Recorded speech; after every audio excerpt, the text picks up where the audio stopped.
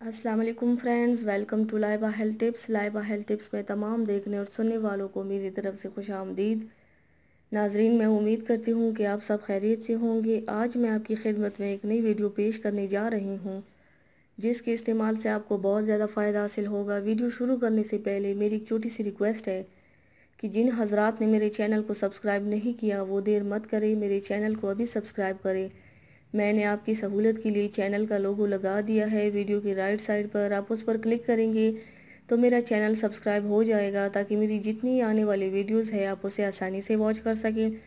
तो चलते हैं आज की वीडियो की जानिब। आज जो हमारे वीडियो का उन्वान है आपने जान लिया होगा।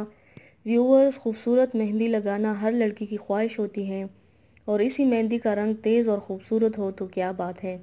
बाज़ औक़ात बहुत मेहनत और शौक़ से लगाई गई मेहंदी का रंग बहुत ही बदनुमा और पीला सा होता है और बिल्कुल भी अच्छा नहीं लगता और 2 दिन में ही ख़त्म हो जाता है और मेहनत के साथ साथ वक्त भी बर्बाद होता है।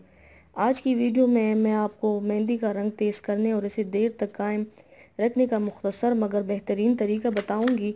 मेहंदी का रंग तेज़ करना।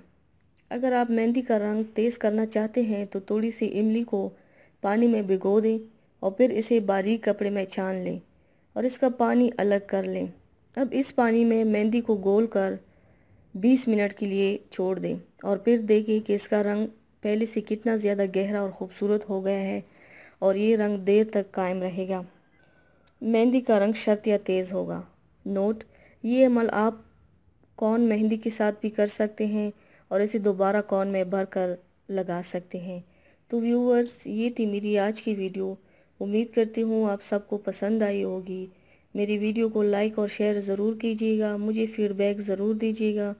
मेरे चैनल को सब्सक्राइब करना मत भूलिएगा। अपना बहुत ज़्यादा ख्याल रखिएगा, मुझे दुआओं में याद रखिएगा। कल मिलते हैं एक नई वीडियो के साथ। अल्लाह हाफिज़।